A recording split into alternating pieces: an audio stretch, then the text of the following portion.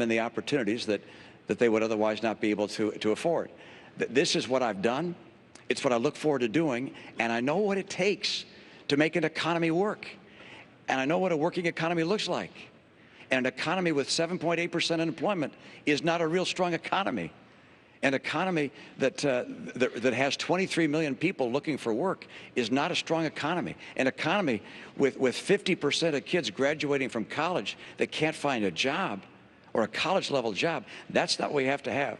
I'm going to help women in America get good work by getting a stronger economy and by supporting women in the workforce. Mr. President, why don't you get in on this quickly, please? Catherine, I just want to point out that when Governor Romney's campaign was asked about the Lilly Ledbetter bill, whether he supported it, he said, "I'll get back to you." And that's not the kind of advocacy that women need in any economy. Now, there's some other issues that have a bearing on how women succeed in the workplace. For example, their health care. Now, a major difference in this campaign is that Governor Romney feels comfortable having politicians in Washington decide the health care choices that women are making. I think that's a mistake. In my health care bill, I said insurance companies need to provide contraceptive coverage to everybody who's insured, because this is not just a health issue, it's an economic issue for women. It makes a difference. This is money out of that family's pocket. Governor Romney not only opposed it, he suggested that, in fact, employers should be able to make the decision as to whether or not a woman gets contraception through her insurance coverage. That's not the kind of advocacy that women need.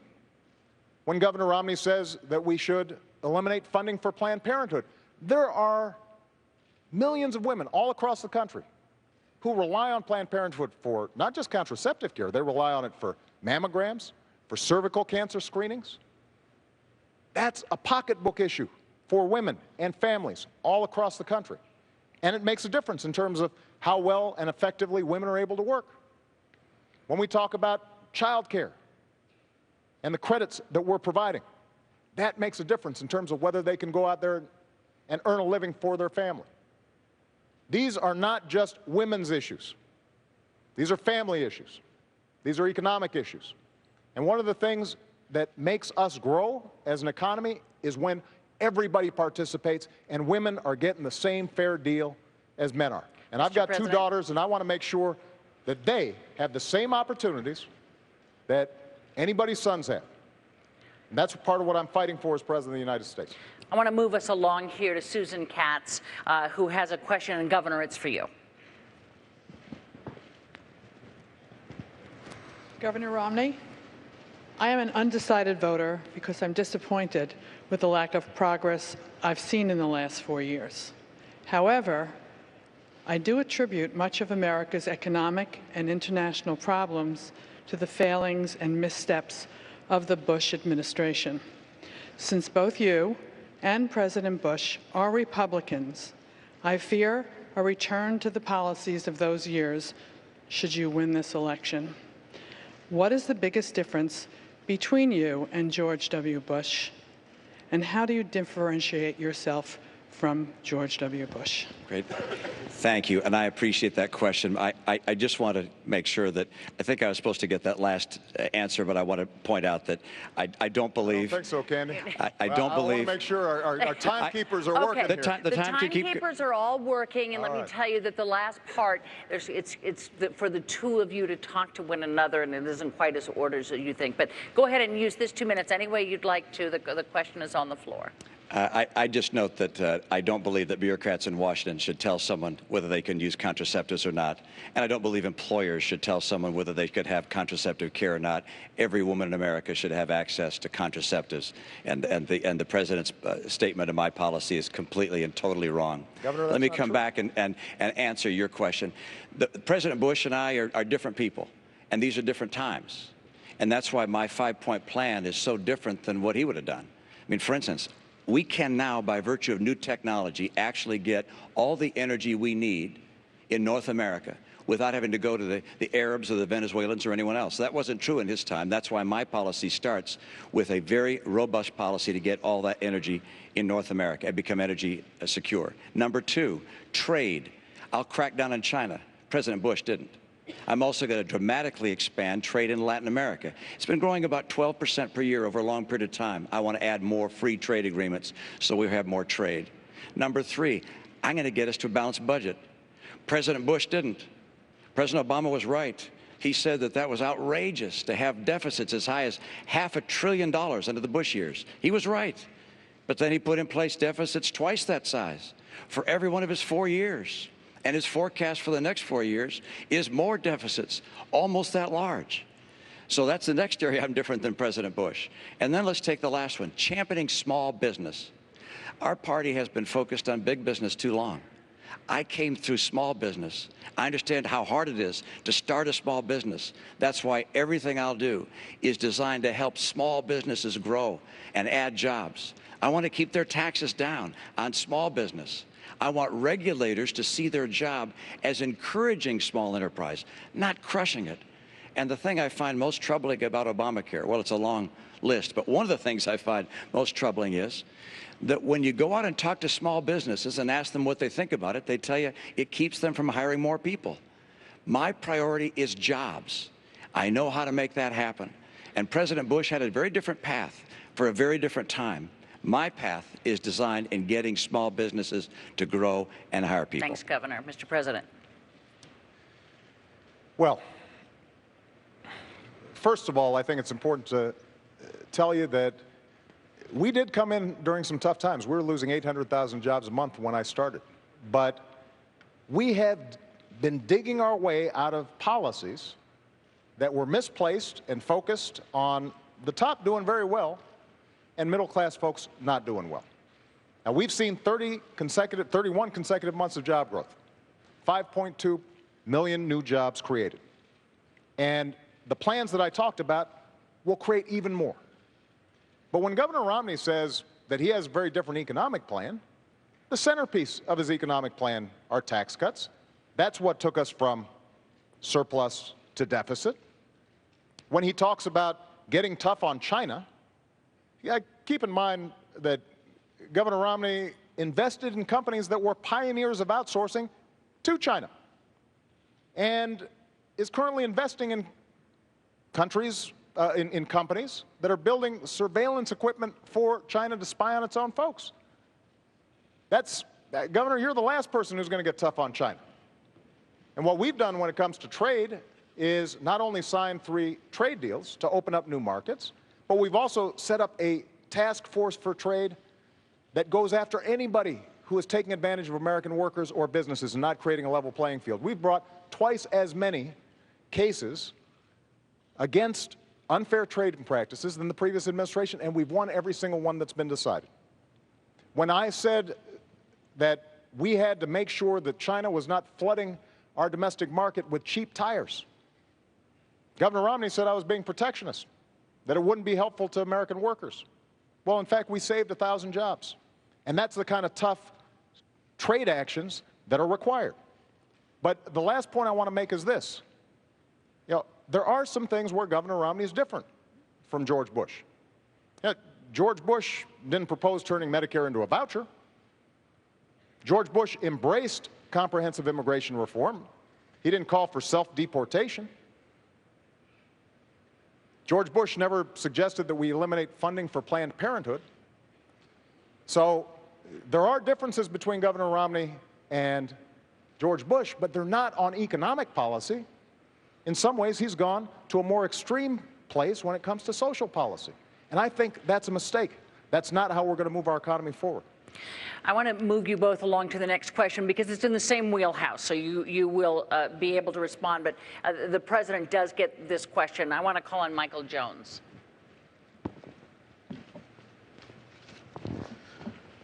Mr. President, I voted for you in 2008. What have you done or accomplished to earn my vote in 2012? I'm not that optimistic as I was in 2012. Most things I need for everyday living are very expensive. Well, we've gone through a tough 4 years. There's no doubt about it.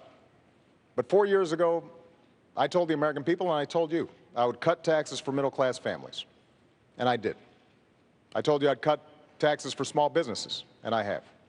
I said that I'd end the war in Iraq, and I did. I said we'd refocus attention on those who actually attacked us on 9/11. And we have gone after al-Qaeda's leadership like never before, and Osama bin Laden is dead. I said that we would put in place health care reform to make sure that insurance companies can't jerk you around, and if you don't have health insurance, that you'd have a chance to get affordable insurance. And I have. I committed that I would rein in the excesses of Wall Street, and we passed the toughest Wall Street reforms since the 1930s. We've created 5 million jobs, gone from 800,000 jobs a month being lost, and we are making progress. We saved an auto industry that was on the brink of collapse. Now, does that mean you're not struggling? Absolutely not. A lot of us are. And that's why the plan that I put forward for manufacturing and education and reducing our deficit in a sensible way, using the savings from ending wars to rebuild America and putting people back to work, making sure that we are controlling our own energy, but not just the energy of today, but also the energy of the future. All those things will make a difference. So the point is, the commitments I've made, I've kept. And those that I haven't been able to keep, it's not for lack of trying, and we're going to get it done in a second term. But you should pay attention to this campaign because Governor Romney's made some commitments as well. And I suspect he'll keep those too.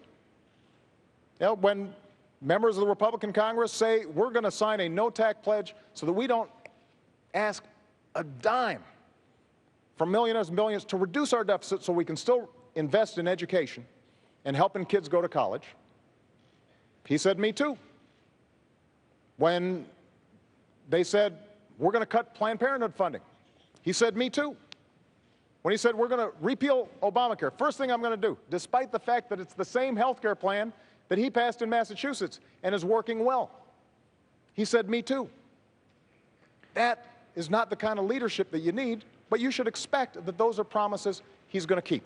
Mr. And President, the choice in this election is going to be whose promises are going to be more likely to help you in your life, make sure your kids can go to college, make sure that you are getting a good paying job, making sure that Medicare and Social Security will be there for you. Thank you.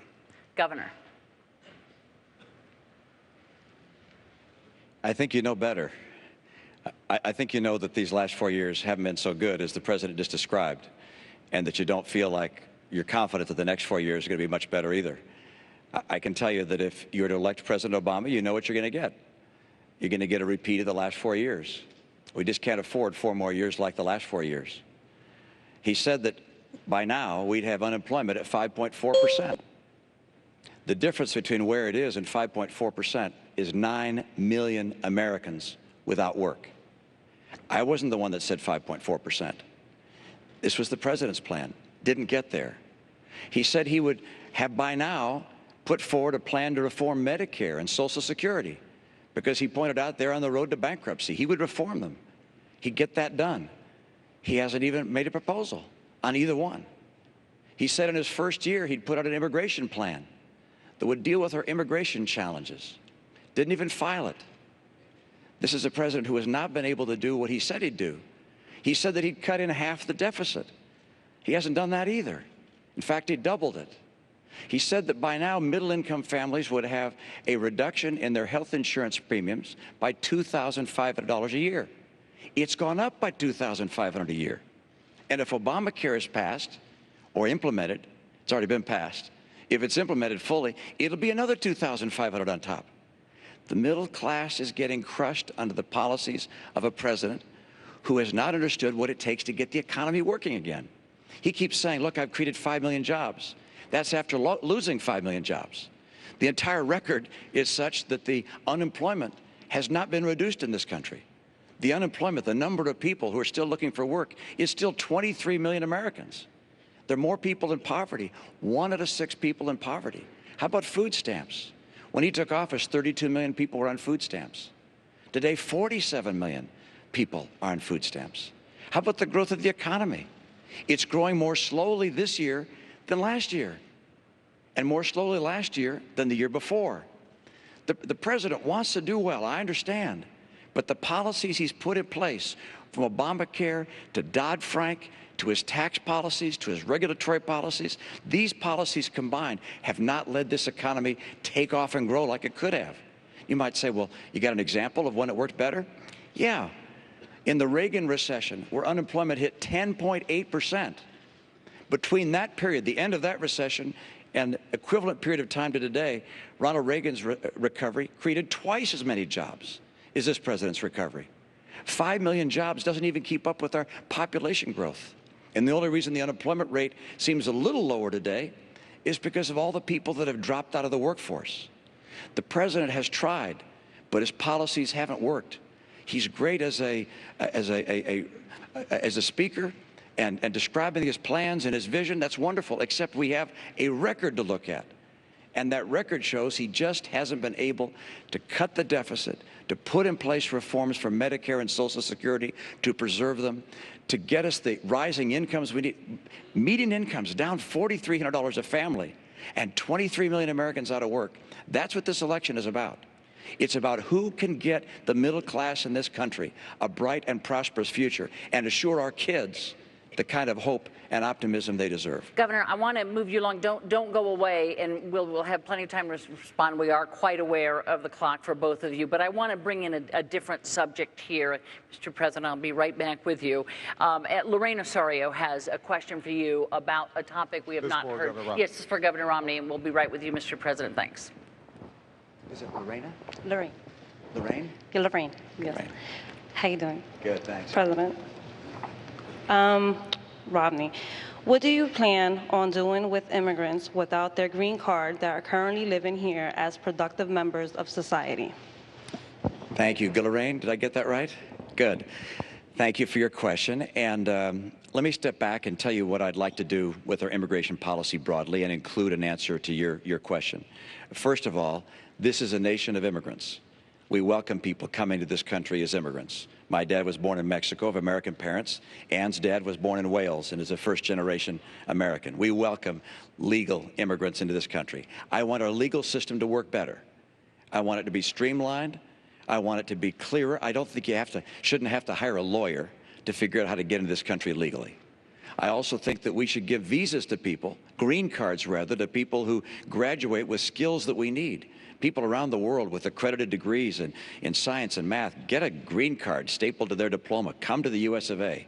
We should make sure that our legal system works. Number two, we're going to have to stop illegal immigration. There are 4 million people who are waiting in line to get here legally. Those who've come here illegally take their place. So I will not grant amnesty to those who've come here illegally. What I will do is I'll put in place an employment verification system and make sure that employers that hire people who have come here illegally are sanctioned for doing so. I won't put in place magnets for people coming here illegally. So, for instance, I would not give driver's licenses to those that have come here illegally, as the president would. The kids of those that came here illegally, those kids, I think, should have a pathway to become a permanent resident of the United States. And military service, for instance, is one way they would have that kind of pathway to become a permanent resident. Now, when the president ran for office, he said that he'd put in place in his first year a piece of legislation. He'd file a bill in his first year that would reform our immigration system, protect legal immigration, stop illegal immigration. He didn't do it. He had a Democrat House and Democrat Senate, supermajority in both houses. Why did he fail to even promote legislation that would have provided an answer for those that want to come here legally and for those that are here illegally today? That's a question I think the president will have a chance to answer right now. Good. I look forward to it. Was Lorraine, we are a nation of immigrants. I mean, we're just a few miles away from Ellis Island. We all understand what this country has become because talent from all around the world wants to come here. People who are willing to take risks.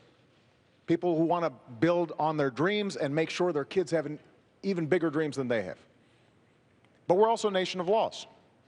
So what I've said is we need to fix a broken immigration system, and I've done everything that I can on my own and sought cooperation from Congress to make sure that we fix this system. First thing we did was to streamline the legal immigration system. to reduce the backlog, make it easier, simpler, and cheaper for people who are waiting in line, obeying the law to make sure that they can come here and contribute to our country. And that's good for our economic growth. They'll start new businesses. They'll make things happen that create jobs here in the United States. Number two, we do have to deal with our border. So we put more Border Patrol on than any time in history, and the flow of undocumented workers across the border is actually lower than it's been in 40 years.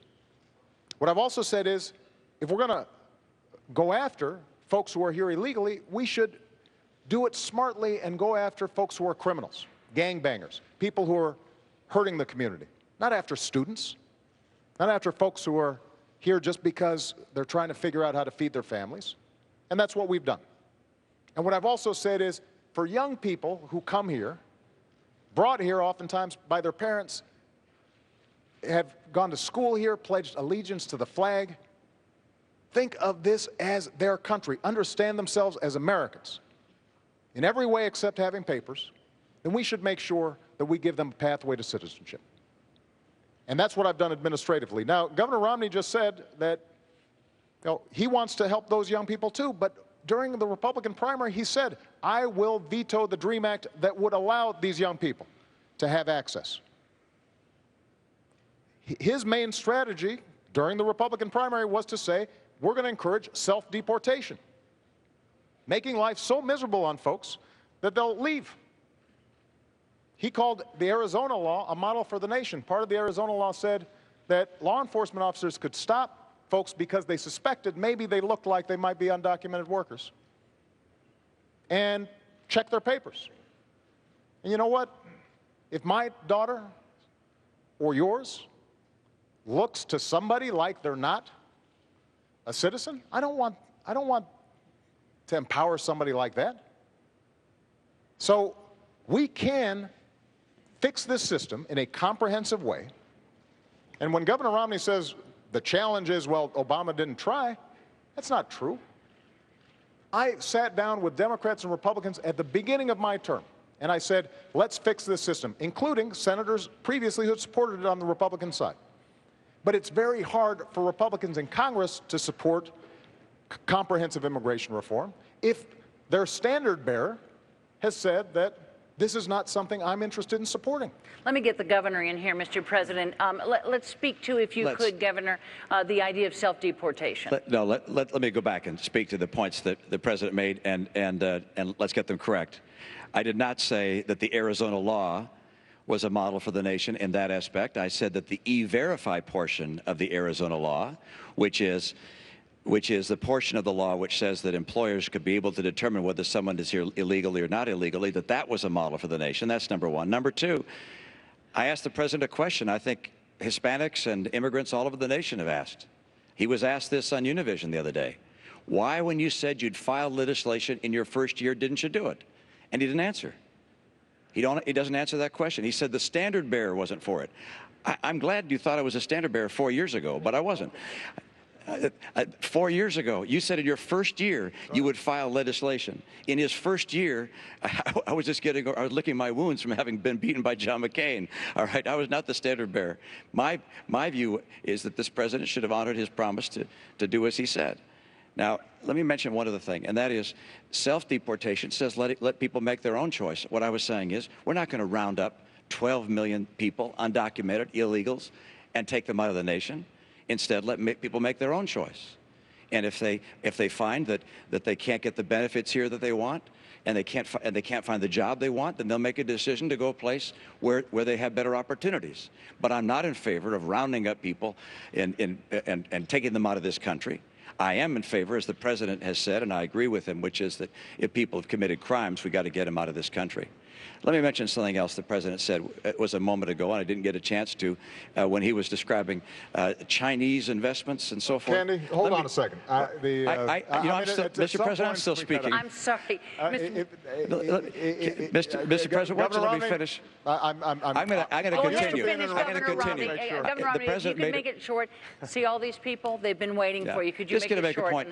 Any investments I have over the last 8 years have been managed by a blind trust. And I understand they do do include investments outside the United States, including in Chinese companies. Mr. President, have you looked at your pension? Kenny, Have you looked at your pension? I've got to say, President, have you looked at your pension? you know, I don't look at my pension. It's not as big as yours, so it doesn't Well, take as let long. me give you some. Let me give you some advice. I don't check it that often. Let me give you some advice. Look at your pension. You also have investments in Chinese companies. You also have investments outside the United States. You also have investments through a Cayman's Trust. And we're All sort of way so, off topic Mr. here, President, Governor Romney. we're a little We off are topic here. completely Come on. off the I immigration. thought we were talking about immigration. And we were. I came back to what you spoke about I do before. want to make sure If I could that have you sit down, Governor Romney, thank you. I do want to make sure that we just understand something. Governor Romney says he wasn't referring to Arizona as a model for the nation. His top advisor on immigration is the guy who designed the Arizona law, the entirety of it, not E-Verify, the whole thing. That's his policy, and it's a bad policy, and it won't help us grow. Look, when we think about immigration, we have to understand there are folks all around the world who still see America as the land of promise. And they provide us energy, and they provide us innovation, and they start companies like Intel and Google, and we want to encourage that. Now, we've got to make sure that we do it in a smart way, in a comprehensive way, and we make the legal system better. But when we make this into a divisive political issue, and when we don't have bipartisan support, I can deliver, Governor, a whole bunch of Democrats to get comprehensive immigration reform done, and I'll we get it can't. done. I'll we get it can't- done. First year. We have Okay. not seen Mr. President, let Republicans me move you on serious here, about this please. issue at all. Mr. And it's time President. for them to get serious on it. This Don't used to go be a away, bipartisan though. issue. Right. Don't go away because I'm here. I want you to talk to Carrie Lotka, who wants to switch a topic for us. Okay. Hi, Karen. Good evening, Mr. President. I'm sorry, what's your name? It's Kerry Latka. Great to see you. This question actually comes from a brain trust of my friends at Global Telecom Supply in Mineola yesterday. We were sitting around talking about Libya, and we were reading and became aware of reports that the State Department refused extra security for our embassy in Benghazi, Libya, prior to the attacks that killed 4 Americans. Who was it that denied enhanced security, and why? Well, let me first of all talk about our diplomats, because they serve all around the world and do an incredible job in a very dangerous situation. And these aren't just representatives of the United States, they're my representatives. I send them there, oftentimes into harm's way. I know these folks, and I know their families. So nobody's more concerned about their safety and security than I am. So as soon as we found out that the Benghazi consulate was being overrun, I was on the phone with my national security team, and I gave them 3 instructions. Number 1, beef up our security and procedures, not just in Libya, but in every embassy and consulate in the region. Number 2, investigate exactly what happened, regardless of where the facts lead us, to make sure that folks are held accountable and it doesn't happen again. And number 3, we are going to find out who did this, and we're going to hunt them down. Because one of the things that I've said throughout my presidency is when folks mess with Americans, we go after them. Now, Governor Romney had a very different response. While we were still dealing with our diplomats being threatened, Governor Romney put out a press release trying to make political points. And that's not how a commander-in-chief operates. You don't turn national security into a political issue. Certainly not right when it's happening. And people, not everybody agrees with some of the decisions I've made. But when it comes to our national security, I mean what I say.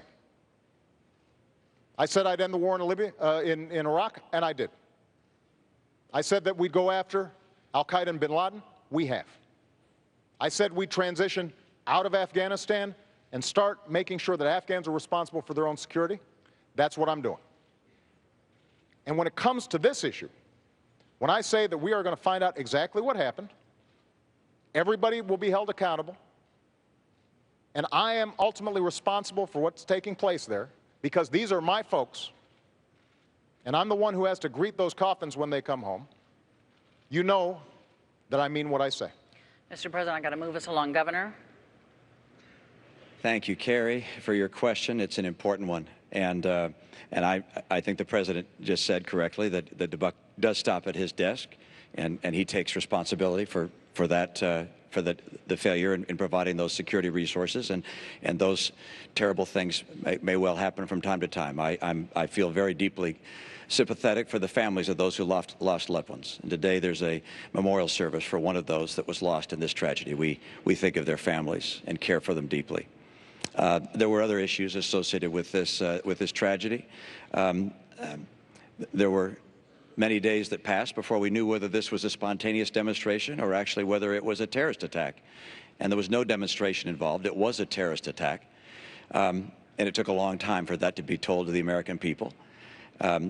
Whether there was some misleading or instead whether we just didn't know what happened, I think you have to ask yourself, why didn't we know 5 days later when the ambassador to the United Nations went on TV to say that this was a demonstration? How could we have not known?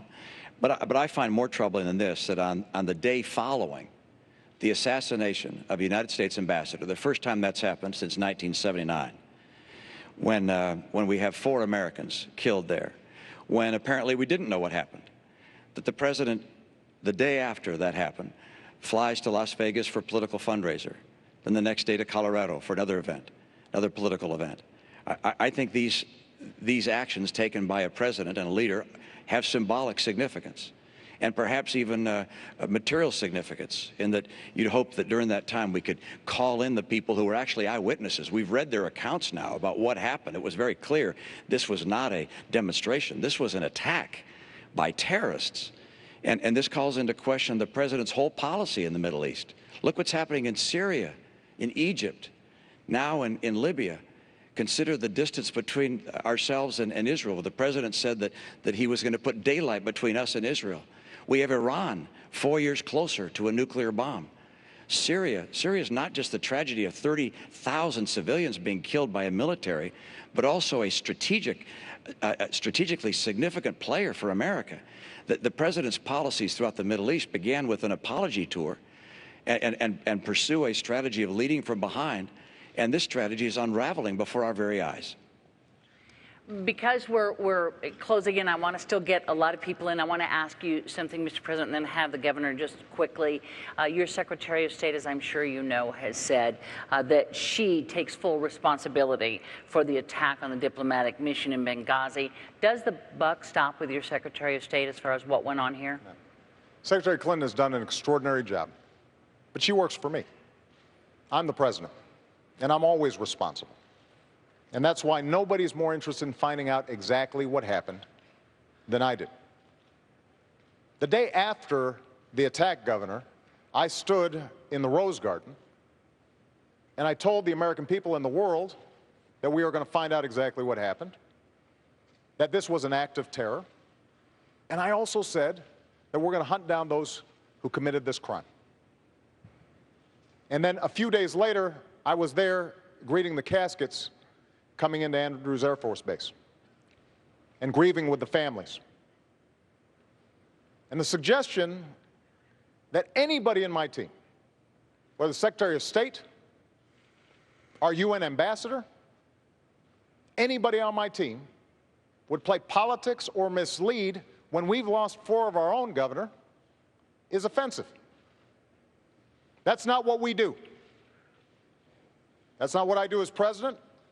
That's not what I do as commander-in-chief.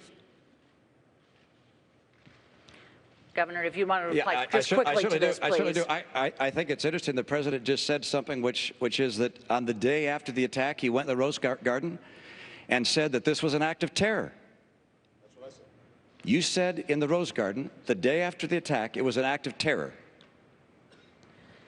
It was not a spontaneous demonstration. Is that what you're saying? Please proceed, Governor.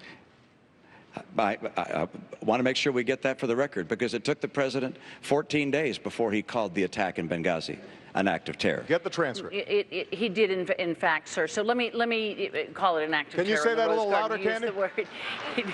He did call it an act of terror. It did as well take 2 weeks or so for the whole idea of there being a riot out there about this tape to come out. You're correct about that. The administration indicated that this was a reaction to a video and was a spontaneous reaction. They did. It took them a long time to say this was a terrorist act by a terrorist group. And to suggest, am I incorrect in that regard? On Sunday, your secretary, the ambassador of the United Nations went on the Sunday television shows and spoke about how this was a spontaneous reaction. I'm happy to have a longer conversation about foreign policy. Absolutely, but I want to move you on, and Okay, also I'm people happy to do can that go too. to the transcripts. I just want to make sure that figure all out what these was said wonderful and folks when. are going to have a chance to get some of their questions answered. Because what I want to do, Mr. President, stand there for a second, because I want to introduce you to Nina Gonzalez, who brought up a question that we hear a lot, both over the internet and from this crowd. President Obama, during the Democratic National Convention in 2008, you stated you wanted to keep AK-47s out of the hands of criminals. What has your administration done or plan to do to limit the availability of assault weapons? We're a nation that believes in the Second Amendment, and I believe in the Second Amendment. We've got a long tradition of hunting and sportsmen and people who want to make sure they can protect themselves. But there have been too many instances during the course of my presidency where I've had to comfort families who've lost somebody, most recently out in Aurora. Just a couple of weeks ago, actually probably about a month, I saw a mother who I had met at the bedside of her son who had been shot in that theater. And her son had been shot through the head. And we spent some time and we said a prayer. And remarkably, about 2 months later, this young man and his mom showed up, and he looked unbelievable, good as new. But there were a lot of families who didn't have that good fortune and whose sons or daughters or husbands didn't survive. So my belief is that, A, we have to enforce the laws we've already got, make sure that we're keeping guns out of the hands of criminals, those who are mentally ill. We've done a much better job in terms of background checks, but we've got more to do when it comes to enforcement. But I also share your belief that weapons that were designed for soldiers in war theaters don't belong on our streets. And so what I'm trying to do is to get a broader conversation about how do we reduce the violence generally.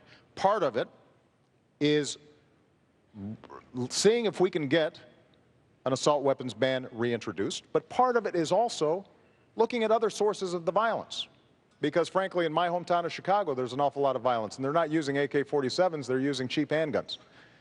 And so what can we do to intervene to make sure that young people have opportunity, that our schools are working, that if there's violence on the streets, that working with faith groups and law enforcement, we can catch it before it gets out of control.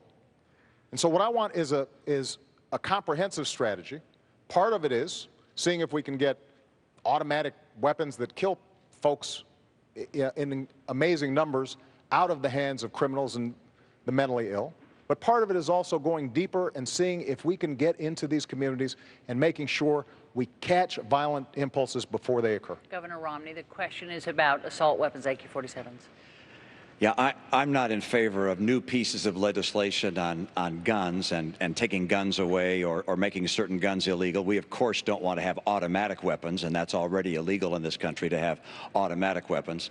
What I believe is we have to do, as the President mentioned towards the end of his remarks there, which is to make enormous efforts to enforce the gun laws that we have and to change the culture of violence we have. And you ask, how are we going to do that? And there are a number of things. He mentioned good schools. I totally agree. We were able to drive our schools to be #1 in the nation in my state. And I believe if we do a better job in education, we'll give people the hope and opportunity they deserve and perhaps less violence from that. But let me mention another thing, and that is parents. We need moms and dads helping raise kids. Wherever possible, the benefit of having 2 parents in the home, and that's not always possible. A lot of great single moms, single dads. But gosh, to tell our kids that before they have babies, they ought to think about getting married to someone, that's a great idea. Because if there's a two-parent family, the prospect of living in poverty goes down dramatically. The opportunities that the child will be able to achieve increase dramatically. So we can make changes in the way our culture works to help bring people away from violence and give them opportunity and bring them in the American system. The greatest failure we've had with regards to gun violence in some respects is what is known as Fast and Furious, which was a program under this administration, and how it worked exactly, I think we don't know precisely, but where thousands of automatic and AK-47 type weapons were given to people that ultimately gave them to drug lords. They used those weapons against their own citizens and killed Americans with them. And this was a program of the government. For what purpose it was put in place, I can't imagine. But it's one of the great tragedies related to violence in our society, which has occurred during this administration, which I think the American people would like to understand fully. It's been investigated to a degree, but the administration has carried out executive privilege to prevent all the information from coming out. I'd like to understand who it was that did this, what the idea was behind it, why it led to the violence. Thousands of guns going to Mexican drug lords. Governor, if I could, the question was about these assault weapons that once were banned and are no longer banned. I know that you signed an assault weapons ban when you were in Massachusetts. Obviously, with this question, you no longer do support that. Why is that, given the kind of violence that we see sometimes with these mass killings? Why is that you've changed your mind? Well, Candy, actually, in my state, the pro-gun folks and the anti-gun folks came together and put together a piece of legislation. And it's referred to as an assault weapon ban, but it had, at the signing of the bill, both the pro-gun and the anti-gun people came together because it provided opportunities for both that both wanted. There were hunting opportunities, for instance, that hadn't previously been available and so forth. So it was a mutually agreed upon piece of legislation. That's what we need more of, Candy. What we have right now in Washington is a place that's gridlocked. So if you could get people to agree to it, you'd be for it. We haven't had the leadership in Washington to work on a bipartisan basis. I was able to do that in my state and bring these two together. Quickly, Mr. President. First of all, I think Governor Romney was for an assault weapons ban before he was against it. And he said that the reason he changed his mind was in part because he was seeking the endorsement of the National Rifle Association. So that's on the record. But I think that one area we agree on is the importance of parents and the importance of schools. Because I do believe that if our young people have opportunity, then they're less likely to engage in these kinds of violent acts. We're not going to eliminate everybody who is mentally disturbed, and we've got to make sure that they don't get weapons, but we can make a difference in terms of ensuring that every young person in America, regardless of where they come from, what they look like, have a chance to succeed. And Candy, we haven't had a chance to talk about education much, but I think it is very important to understand that the reforms we've put in place, working with 46 governors around the country, are seeing schools that are some of the ones that are the toughest for kids starting to succeed. We're starting to see gains in math and science. When it comes to community colleges, we are setting up programs, including with Nassau Community College, to retrain workers, including young people who may have dropped out of school but now are getting another chance, training them for the jobs that exist right now. And in fact, employers are looking for skilled workers. And so we're matching them up, giving them access to higher education. As I said, we have made sure that millions of young people are able to get an education that they weren't able to get before. Now, Mr. President, I have to move you along here. You said you wanted to hear these questions, and we need to do it here. Just one second, because this is important. This is part of the choice in this election. And when Governor Romney was asked whether hiring more teachers was important to growing our economy, Governor Romney said that doesn't grow our economy.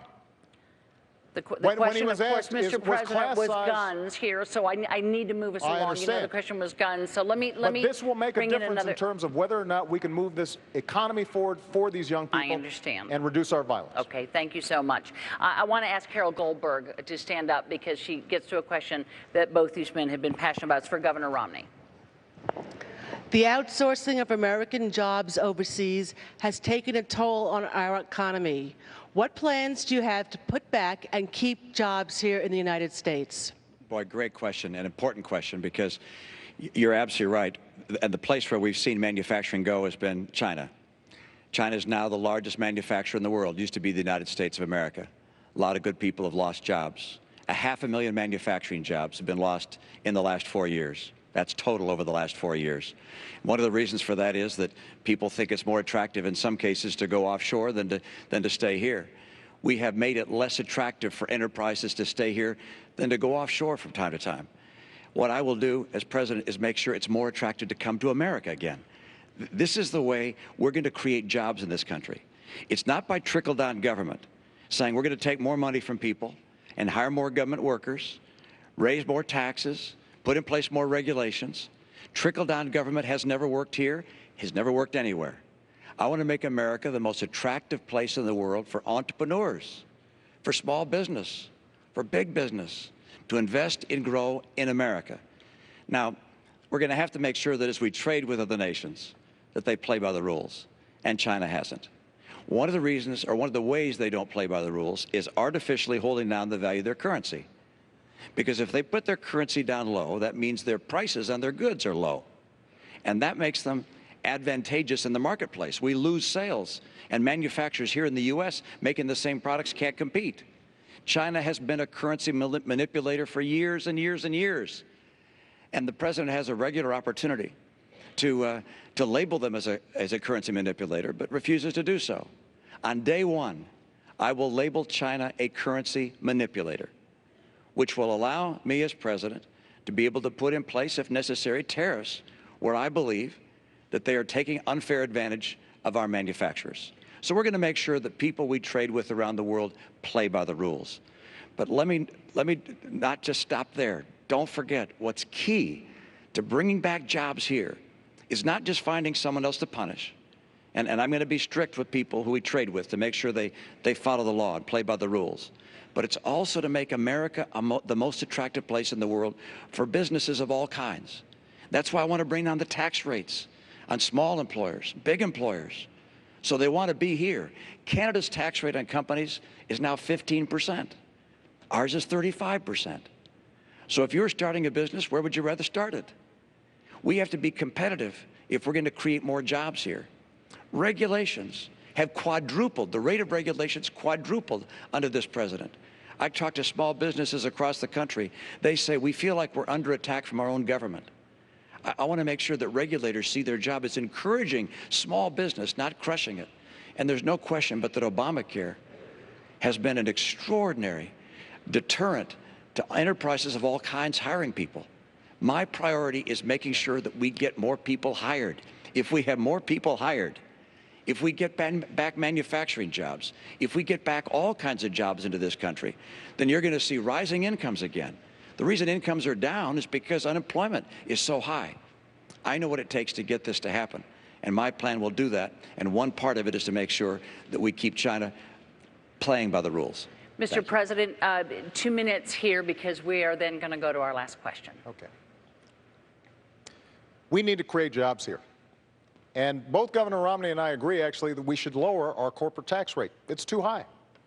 But there's a difference in terms of how we would do it. I want to close loopholes that allow companies to deduct expenses when they move to China, that allow them to profit offshore and not have to get taxed, so they have tax advantages offshore. All those changes in our tax code would make a difference. Now, Governor Romney actually wants to expand those tax breaks. One of his big ideas when it comes to corporate tax reform would be to say, if you invest overseas, you make profits overseas, you don't have to pay U.S. taxes. But of course, if you're a small business or a mom and pop business or a big business starting up here, you've got to pay even the reduced rate that Governor Romney's talking about. And it's estimated that that will create 800,000 new jobs. Problem is, they'll be in China or India or Germany. That's not the way we're going to create jobs here. The way we're going to create jobs here is not just to change our tax code, but also to double our exports, And we are on pace to double our exports, one of the commitments I made when I was president. That's creating tens of thousands of jobs all across the country. That's why we've kept on pushing trade deals, but trade deals that make sure that American workers and American businesses are getting a good deal. Now, Governor Romney talked about China, as I already indicated. In the private sector, Governor Romney's company invested in what were called pioneers of outsourcing. That's not my phrase. That's what reporters called it. And as far as currency manipulation, the currency's actually gone up 11% since I've been president because we have pushed them hard. And we've put unprecedented trade pressure on China. That's why exports have significantly increased under my presidency. That's going to help to create jobs here. Mr. President, we have a really short time for a quick discussion here. iPad, the Macs, the iPhones, they are all manufactured in China. One of the major reasons is labor is so much cheaper here. How do you convince a great American company to bring that manufacturing back here? The answer is very straightforward. We can compete with anyone in the world as long as the playing field is level. China's been cheating over the years. One, by holding down the value of their currency. Number two, by stealing our intellectual property, our designs, our patents, our technology. There's even an Apple store in China that's a counterfeit Apple store, selling counterfeit goods. They hack into our computers. We will have to have people play on a fair basis. That's number one. Number two, we have to make America the most attractive place for entrepreneurs, for people who want to expand a business. That's what brings jobs in. The president's characterization of my tax plan is completely false. Let me tell you. Let me go to the president here because we really are running out of time. And the question is, can we ever get, we can't get wages like that. It can't be sustained here. Candy, there's some jobs that are not going to come back because they're low-wage, low-skilled jobs. I want high-wage, high-skilled jobs. That's why we have to emphasize manufacturing. That's why we have to invest in advanced manufacturing. That's why we've got to make sure that we've got the best science and research in the world. And when we talk about deficits, if we're adding to our deficit for tax cuts for folks who don't need them, and we're cutting investments in research and science that will create the next Apple, create the next new innovation that will sell products around the world, we will lose that race.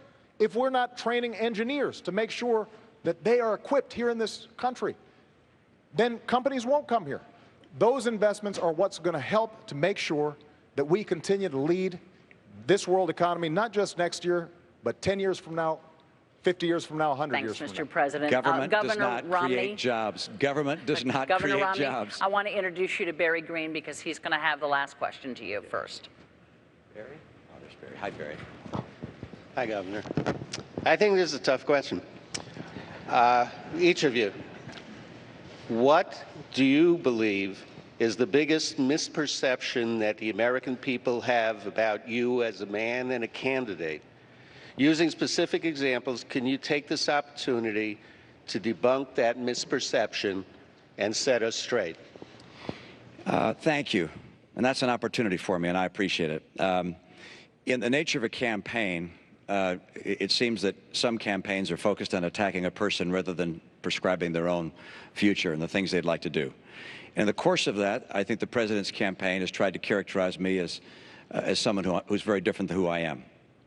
I care about 100% of the American people.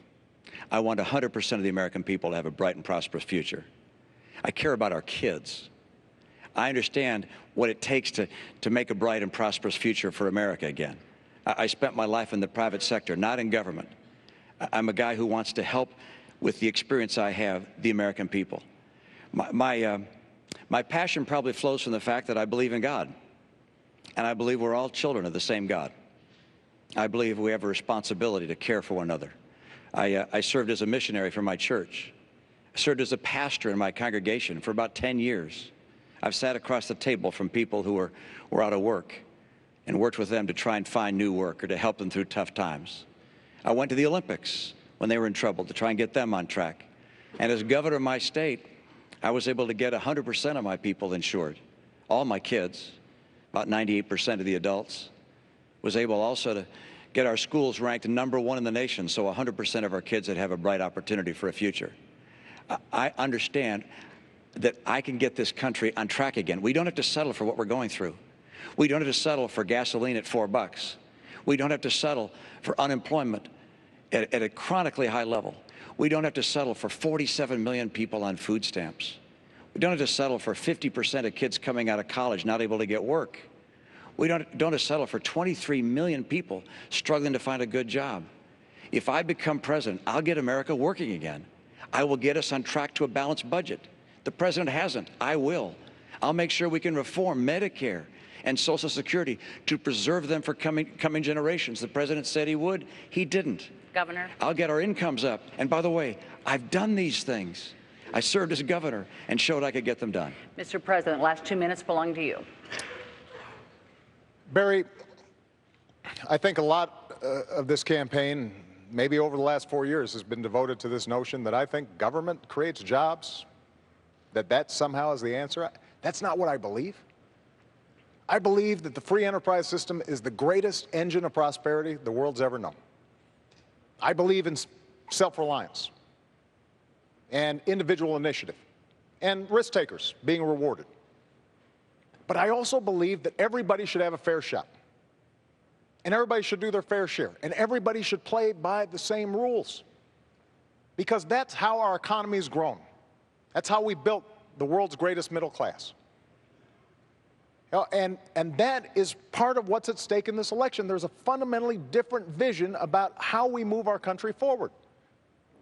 I believe Governor Romney is a good man. Loves his family, cares about his faith.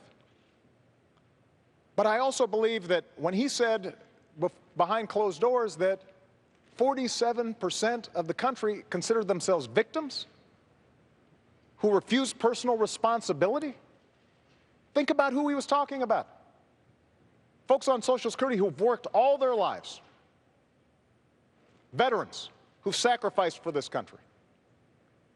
Students who are out there trying to hopefully advance their own dreams, but also this country's dreams.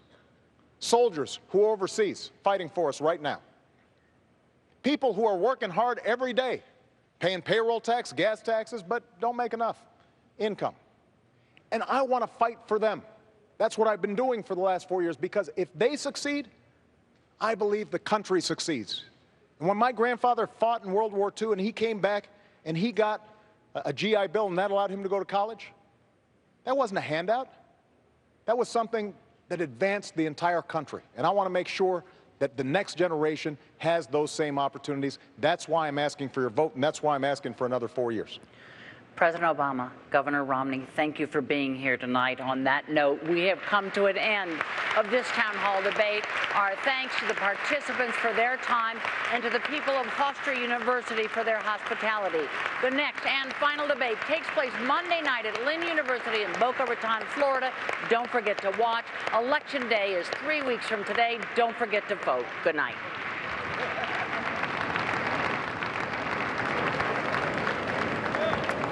An extraordinary